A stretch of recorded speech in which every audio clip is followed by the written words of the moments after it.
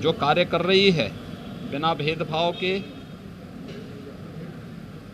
Double engine की सरकार समाज के अंतिम पायदान पर बैठे हुए व्यक्ति को शासन की योजनाओं का लाभ प्रदान कर रही है।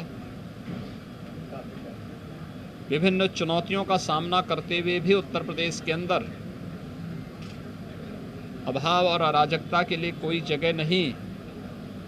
इन सभी कार्यक्रमों को पूरी प्रतिबद्धता के साथ आगे बढ़ाने का कार्य चल रहा है। कोरोना जैसी महामारी को प्रधानमंत्री मोदी जी के मार्गदर्शन और नेतृत्व में प्रभावी नियंत्रण स्थापित करते हुए आज सरकार प्रदेश में 38 करोड़ से अधिक वैक्सीन की डोजेज उपलब्ध कराने में भी सफलता प्राप्त हुई। प्रिकॉशन डोजेज भी लगभग 4 करोड़ के आसपास हम पहुंचने जा रहे हैं। प्रदेश के अंदर किसी भी आपदा से निपटने के लिए एसडीआरएफ के गठन के साथ ही एसडीएमए के माध्यम से बेहतरीन प्रशिक्षण और आपदा में भी कम से कम जनधन की हानि हो, इस पर भी सरकार पूरी गंभीरता से कार्य कर रही है।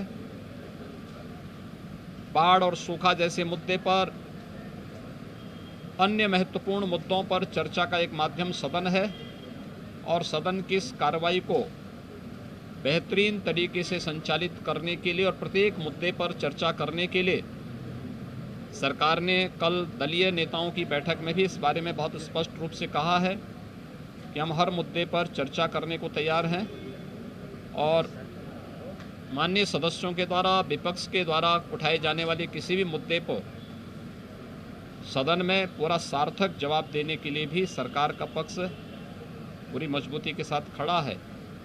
मुझे विश्वास है कि मानसून सत्र, सभी माननीय सदस्य इस मानसून सत्र में भाग लेकर के और निर्विघ्न कार्रवाई को संपादित करते हुए जनता से जुड़े हुए सार्थक मुद्दों पर चर्चा करेंगे और प्रदेश के सर्वांगीण विकास को लेकर के एक व्यापक कार्य योजना बनाएंगे।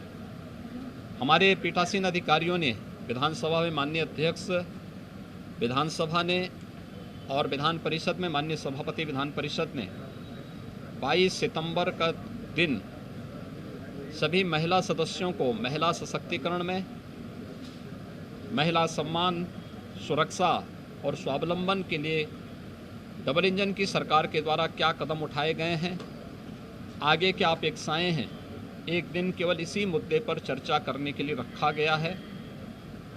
मुझे पूरा विश्वास है कि इन सभी मुद्दों पर सारगर्भित चर्चा को आगे बढ़ाने में हमें मदद मिलेगी और दोनों सदनों के माध्यम से जो कार्य होगा वह पूरे देश के अंदर विधानमंडल की कार्रवाई अपनी प्रभावी छाप छोड़ने में सफल होगी।